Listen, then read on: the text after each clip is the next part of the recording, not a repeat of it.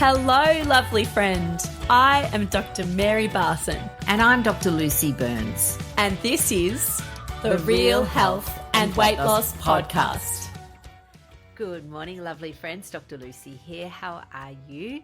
I am without Dr. Mary today, but I have an extra special guest for you today. I'm sure that many of you will relate to Donna's story. Donna is one of our members, and she has kindly come along to share her story and her journey of real health and weight loss, which involves some ups and downs, and I think that is what makes it all the more real. Donna, welcome to the podcast. Thank you. Good. So I thought, my lovely, that we could just start by perhaps you just introducing yourself, telling our listeners a little bit about who you are and where you started, and we'll just evolve as the chat goes on. Sure. Okay. So my name is Donna. I have been a low carbitarian for about 4 years now. And I've been a real life medicine follower for 2 years about that. And who am I? I'm in a lovely partnership with a gorgeous man. We live in the Dandenong Mountains in Victoria. And we have lots of fur babies and lots of beautiful native plants around, and I just wish I could spend my entire life with my plants and my animals. But I also work as a social worker. Yes. It's pesky when work gets in the way of, skipping through the plants and the pets. Exactly. I wish we didn't need money, or that our money tree would bear some fruit.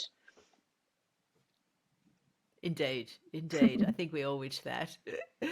So, gorgeous one, tell us where did you start, where did you start your journey? Like what was your impetus to make some changes for your health?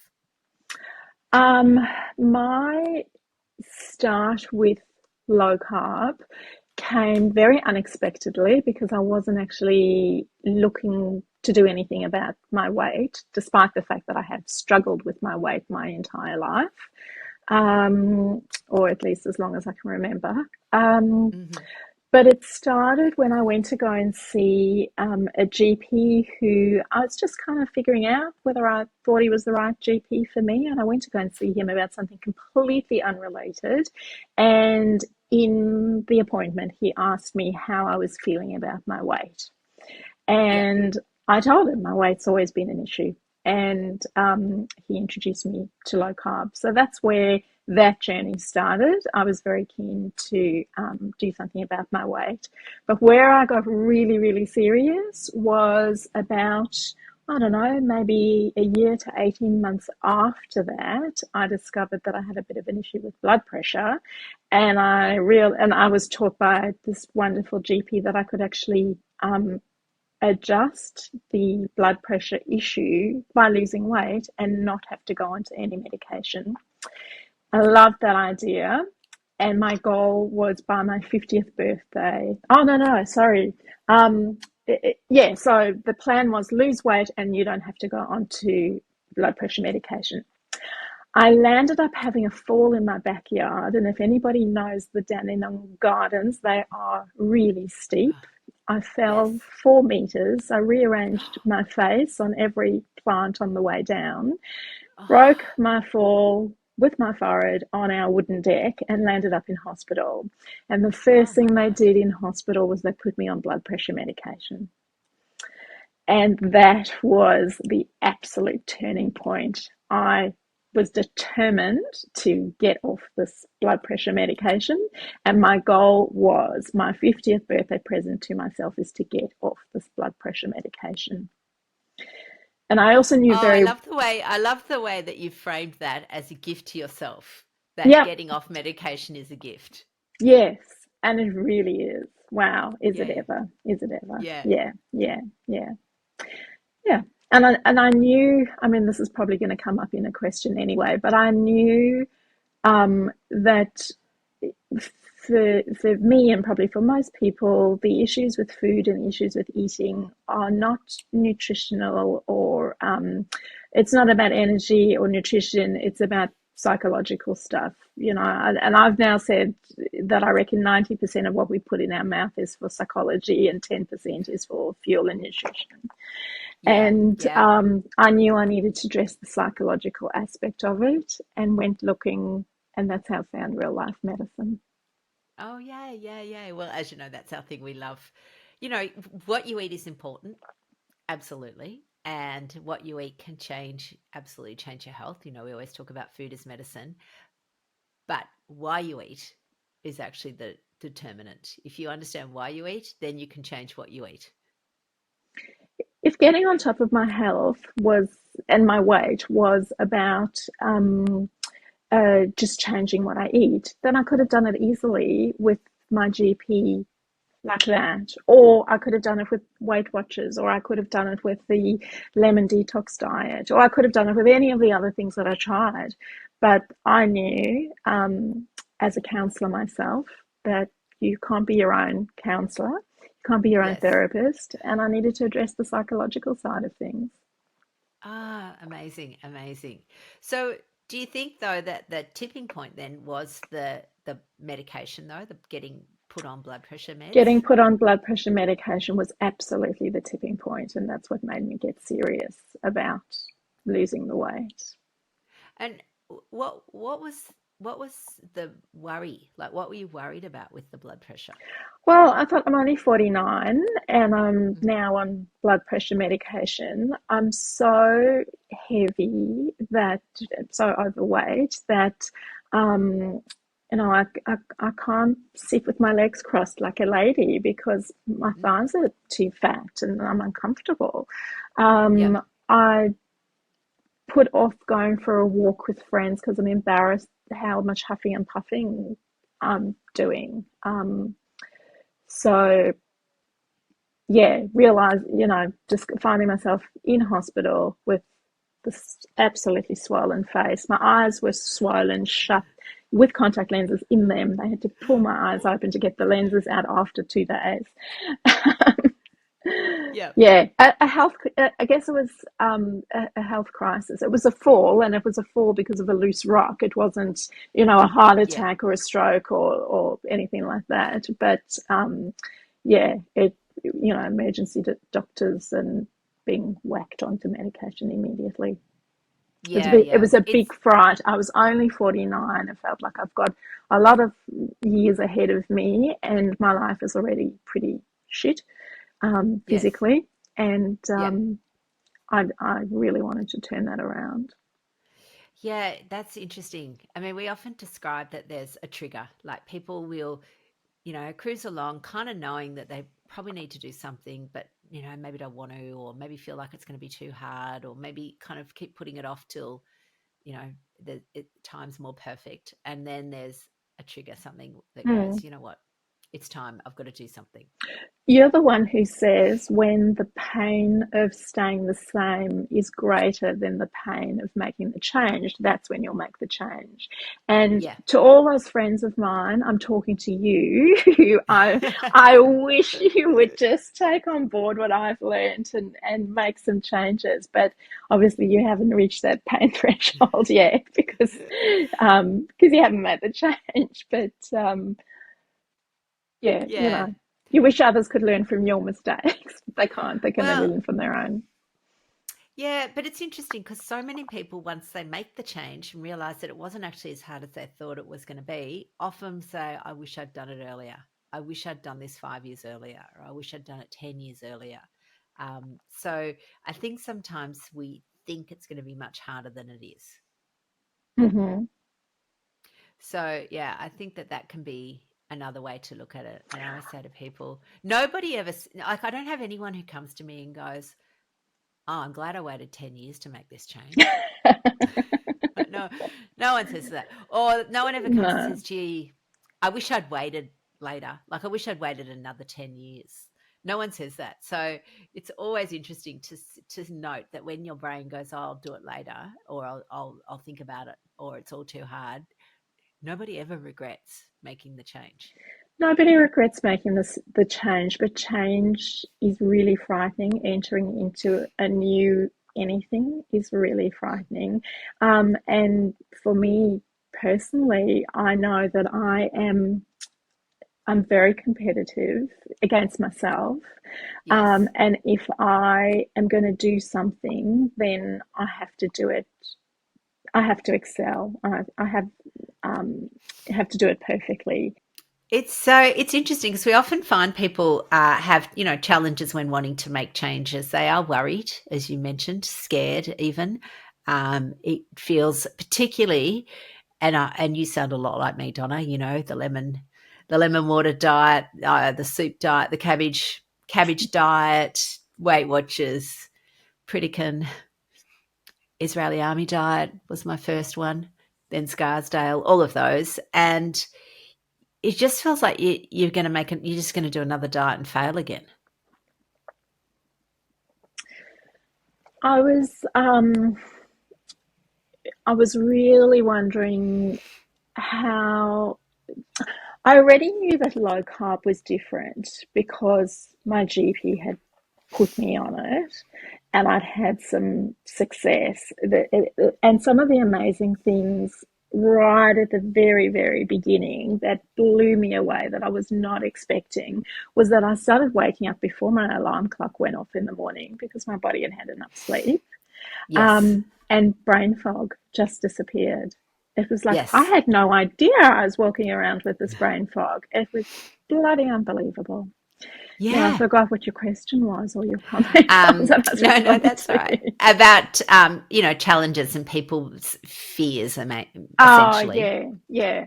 Um, I I suppose being a counsellor, having had been in the industry for nearly 30 years when I Yep. started, I knew that I needed um, my support crew needed to Yep. be a bunch who I absolutely trusted and who I thought were smarter than me, but who were not going to preach at me or dictate anything to me, Yep. and who would respect me. And um, geez, I've hit the jackpot. Oh, aren't you gorgeous? I Thank did, you. and I did actually, start this journey with a different group helping me, and I worked out pretty quickly that no, you're not the right group for me.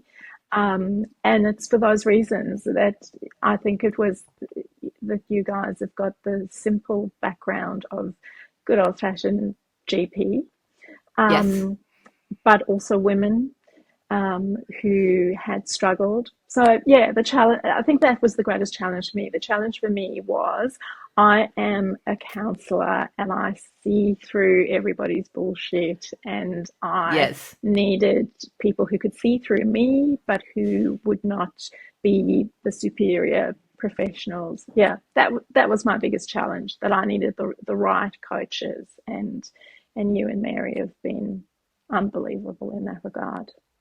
Oh, thank you. Thank you. And I think you're right. Look, I'm a bit the same. If I have somebody I trust, I will basically just do what they say. Like if they tell me to do something and I think they've got good knowledge and they've got good education and they've walked the walk, then I will follow them. But if Mm-hmm. there's somebody who tries to boss you around and you don't trust them, I just run away. Yeah, It's like, I think there was a bit of an epiphany. I can't remember when it was the first time that I heard it, whether it was on a podcast or whether it was in a Zoom when I did my first round of the 12-week mind body rebalance. But it was you who talked about going to the petrol station and having sneaky chocolates in your car and hiding the wrappers. And it's yeah, like, oh my God, this gorgeous woman with such an unbelievable head on her shoulders, and a medical degree, and that's not easy to get, yeah. and raise a family and be a woman. Um, she hides chocolates. She stuffs chocolates down her gob and then hides the wrappers. Or she Yep. fishes things out of the bin. And Yep. like I'd be mortified to admit any of that. Used to be mortified to admit that kind of stuff to anybody. Um, and here you are saying that you've done it. And I've since heard you say it many times. Not that you're bragging about it, but just that, it's not something that accidentally popped out of your mouth in a safe space once upon a time. This is, this Yeah. is, there's all the science behind what you guys deliver in real life Yeah. medicine. But then there's also just this absolute down to earthness of real people who get some of the real stuff. And I still to this day call the petrol station Lucy's dealer because if there's one thing that I have not been able to master, it's avoiding a bag of chips or chocolate at the petrol station. Well, I think it's there is some power. There's power in vulnerability, in recognizing that, because one of our other favorite sayings is that shame hates the sunlight. So when we keep things like that sort of behavior that feels a little shameful, it feels like it's, my old self would have said, oh, it's weak, it's hopeless, don't tell anyone, just scoff them and quickly, and don't get caught. And then that then becomes a self-perpetuating powerful story that certainly doesn't help me, doesn't help anybody else. And when we share stories like that sort of thing, I think I've lost it you. normalizes it so that people can feel safe to ask for help for it, rather than feeling like you have to hide, or you have to not tell anyone, or you have to solve it yourself. So yeah, I think it is. I mean, it's hard, and we just did a podcast on clothes shopping, Mary and I, and we're talking about how even still, there is some deep-seated stories around you have to be thin to to be able to talk to people about losing weight, that who are we to help people with weight management and health if we're not aesthetically perfect? And then the counter story that runs parallel to that is we are exactly the right people to do that, because we know what it's like. We don't have, blessed genetics where, you're born lean and you don't really have to work that hard, or you do a little bit of work and you go from looking, average to some sort of supermodel. We don't have that. So therefore, I kind of think, there should be more people who hopefully share their stories, talk about the fact that they're not aesthetically perfect, but still have skills to teach, and that people can look after themselves in a beautiful, nurturing way. And it doesn't have to be hard, punishing, or play into that whole guilt and shame cycle that we've all, fallen into from years of dieting. The they say that we get messages from the media, and for women like of our vintage, it was magazines and maybe television adverts, whereas now it's Instagram and TikTok. But I think for a lot of us, it's the messages we get in our own family, and it starts even younger. I was raised on grilled chicken breast with a squeeze of lemon juice. Yeah. And so as soon as I was earning my own money, my first job was a waitress at a pizzeria. As soon as I was earning my own money, I was buying my own food, because food at home was so unsatisfactory and so boring. Yep. But my mother's entire sense of value is wrapped up in how she looks. And she's just turned 80, and it's still that.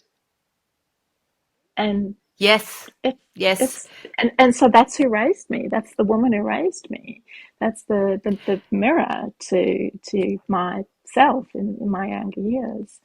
And so I've always And I talked a bit earlier about that competitiveness in me, and if I can't do it perfectly, then I won't do it at all. My mother is very petite and very small. She's Right. short and she's petite, and I've got my dad's bone structure, and I'm not particularly tall, but I'm much taller. I'm only 5'3", and I'm much taller than my mother. So you can imagine how tiny she is. Yeah. And so there's a part of me that, if I can never be as dainty and petite and beautiful as she is, then why should I even bother to be thin? And besides, eating a tub of ice cream is much more fun than dieting anyway. So that was my life for a long time. Yeah. And I think Yeah. it's tricky. My mum is from a similar vintage, and I think, again, they were modelled dieting, smallness, slimness. Mm-hmm. That was, again, it's when you think about it, 80 years ago, women weren't working like we were. Their whole persona was wrapped up in, attracting a husband who would take care of them, and they would be small and tiny, as you said, dainty, needing, fragile somewhat, to be cared for by the very strong man of the house. Mm-hmm. And so then, we're in the generation where that's changed, and it was sort of tricky because I think in our, my teens, same thing. And now that I'm in my 50s, I'm like, I can't believe that I thought that I thought being small, like petite, was something to aim for. Do you know I used to squish my feet into shoes that were too small because I was embarrassed about the size of my foot? So for decades, I wore size 8.5 shoe. I'm a 9.5 or a 10. Oh, And you were my poor torturing feet. yourself. Yeah. Yeah, because it Yeah. felt, bad to Mm. have big feet when really they're And just your we're bones. we're so silly about how we think these things, because my 5'3", like you've got bigger feet than me because you've got longer limbs than me, and that makes Yeah. you taller than me. And my 5'3" frame is envious of your frame because you're so lovely and tall. And it's never occurred to me that you would have any body issues, particularly about the size of your feet, because you're lucky because you're tall. And everybody thinks Ah, someone else is lucky or has it better than us. But, yeah. you know, Fascinating, isn't that? No, I had lots because I was always called big. Oh, you're a yes. big girl. Oh, you're a big girl. And of course, big was also a euphemism for fat. So my brain forever just thought I was fat. Mm-hmm. But anyway, I guess, it's unpacking these stories and recognizing them, unpacking them, changing them is then the key. So, Well, yeah. I like to yeah, say we've all got baggage, but it just depends on how neatly our baggage is packed. So indeed. you need to unpack the stories and then repack it so it's a neater presentation that you've got a better grip Yeah, over than the chaos or the rubbish yeah, the stories indeed. were before. Yeah. Yeah. Mm. So, Donna, tell us about your health now. Where are you now? Um, that's a really interesting question, because thanks to low carb 4 years and real life medicine 2 years, I thought that I was in the best state of health I had ever been in, or at least had been in the last 20 or 30 years. And I was diagnosed with breast cancer last Mm, year. yep. Um, and you know that because you were an amazing support, which really blew me away, because my engagement with real life medicine is about my health, like my weight health and my metabolic health. So, yeah, the fact that you were so supportive around the cancer was fantastic. So, where am I now? I am, uh, I'd say, 95% over the massive surgery that I had to have. I am, I don't know, 50% have come to terms with the ongoing treatment that my oncologist wants me to have.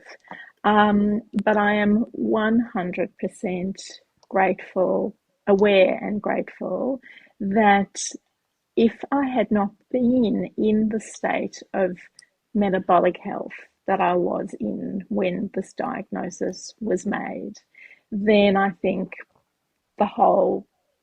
it was awful, but it would have been more awful. And Yep. probably my recovery from the surgery would have been harder. My my support network of professionals would have been different. Um, so where am I now? I'm on the tail end of this stupid cancer thing. Given the rate of cancer in our lifespans, I'm probably going to get it again, some other kind or a relapse. Oh well. But I'm definitely a hottie. I've actually just Yes. had my annual bloods Yay. with Ron, who's my low carb GP, who I adore, and everything's fantastic in regards to all the things you low carb doctors measure. And I feel fantastic about my future health, the stuff I Yeah. can, and that specifically is the stuff I can control. I can't control whether there's already some little part of my DNA that's gone off on its own tangent and is reproducing cells that in 5 or 10 years' time I'm going to discover, and there'll be some health crossroads that I'm going to have to deal with. I can't do anything about that. But in terms of the things that I can control, and that is the things that I put in my mouth that then affect how I operate, function, and feel for the next hour, 24 hours.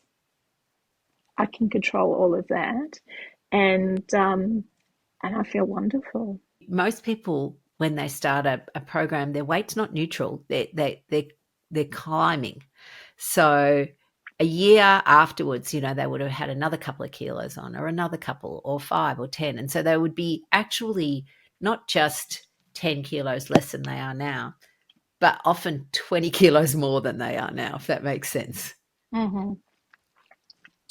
I actually don't even know what my starting weight was, and that's a real diet culture term, isn't it? Starting Yeah, weight. starting weight. Yes, Yeah, absolutely. but I don't Yes. know what mine was, and the reason I don't know is because I hated Hopping myself on the scales. so much because of how high it had gotten that I Yep. hadn't gotten on for a while. And I Yeah. knew that I was continuing to put on weight because I was continuing to need to buy bigger clothes. Yes. I'll tell you a story that I hope listeners can relate to. I would buy clothes with the aim that if I just lose 2 or 3 kilos, this will look better or this will feel more comfortable. And so I've got, these plastic tubs of size 10 stuff, size 12 stuff, size 14 stuff. And I was heading into making a tub of size 16 stuff because I was now in the size 18. And when I went from a 12 to a 14, that was mortifying. And I thought, oh my Yep. God, well, I'll never get to a 16. Well, I was heading for a 20. Yes. But the story I want to tell is just recently I pulled all of these tubs out because nothing in my wardrobe fits me. It all falls off. It's all too big. What a lovely problem to have. So I pulled out all of these tubs and pulled out clothes that I'd forgotten that I'd bought. So many stuff still with the tags on that never been worn. But Yes. because it's been so many years, I wouldn't wear any of those clothes, even though I do fit in them now, either Yeah. because they're so dated that Yeah. they make me feel old and frumpy, or they just don't suit me anymore. My lifestyle Yeah. is different. And sometimes I still look at myself in the mirror and I think, uh, I still got a long way to go because my bum is big. And then there are other times I think, you know what, my bum is big because that's the physique that I've got. And I think there are men that love that kind of shapely ass. Yes. Yeah. Yeah. Yeah. And hopefully my partner's one of them because he chose me. Um, and it really doesn't matter. But I've just had this massive surgery because of my breast cancer, and part of the surgery involved taking a huge flap of skin from my belly to reconstruct my breasts.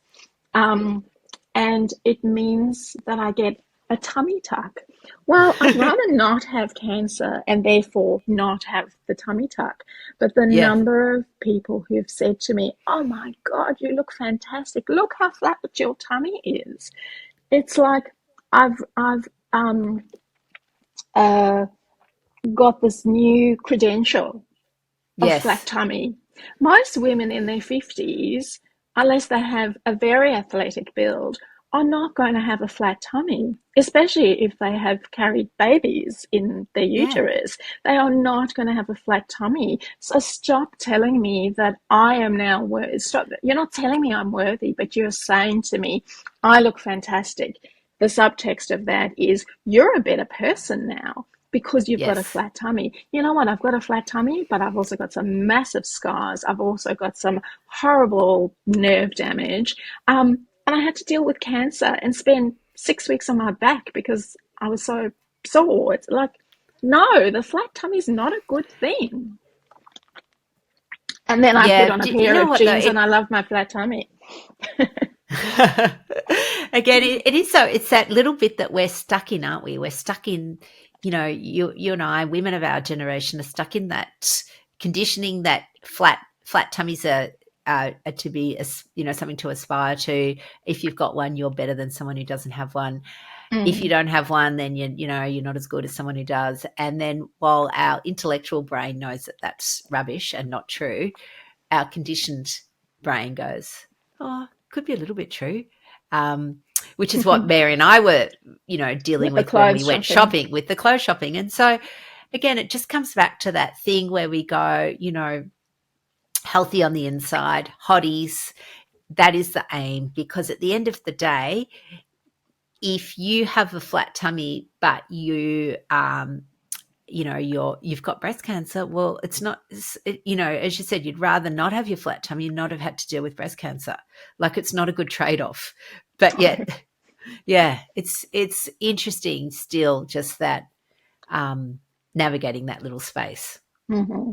Those messages are so entrenched in our brains, and for the most part, where people are walking around having no idea what the stories in their head are, and No. and I'm really, really grateful that I found a tribe that I felt safe enough to explore Yeah. and unpack and yeah, Yeah, well, get on top of some of those stories and repack my baggage. yeah, absolutely. All right, my gorgeous one. Well, thank you so much for sharing your story. And I think that, anybody, cancer is, as they say, cancer is a bugger. It is unfortunately prevalent. It's devastating. It's hard. The treatment is hard. But if we can, the way I like to think about your case, for example, is that you were like an athlete in training, not realizing that the event you were training for was a cancer diagnosis. If you Mm, hadn't done that training, the way you would have navigated that event would have been much more different. that's a wonderful way. There's a Lucy metaphor. The I nearest can't help Lucy it. metaphor. No, it's great. I use metaphors in my counseling all the time. Maybe that's why I relate to you so much. Um, yeah, that spot on. That Yeah. I and I think that's with it, anything in life that you think that you're planting a tree because you need the shade, and then you discover that it attracts the birds, and you become a bird lover. And you had no idea you were a Yeah. bird lover until the tree attracted the birds. And um, that's what I think overall health is about. And I Yeah, couldn't be totally. happier. I couldn't be happier with my health at the moment. Oh, I'm Even so happy even to with hear the that. cancer stuff. Even with the cancer stuff. I'm sure as soon as we wrap up, I'll think of 100 brilliant pearlers to say, and they No. won't be in the podcast. Make sure you edit that in. But all the good stuff I forgot to say. Well, darling, I'm just happy that, you've the large chunk of your cancer treatment is over and done with, that you've, blitzing your way through it, that you set yourself up in the best possible way, not knowing what was around the corner, but managing it, and that you go on to have decades of a long and happy life. Thank you so much. Lots of love to you. Mwah, mwah. All right, gorgeous listeners, that's it from us today. Thank you so much for joining us, and I will catch you next week. Take care, lovelies. Bye. The information shared on the Real Health and Weight Loss podcast, including show notes and links, provides general information only. It is not a substitute, nor is it intended to provide individualized medical advice, diagnosis, or treatment, nor can it be construed as such. Please consult your doctor for any medical concerns.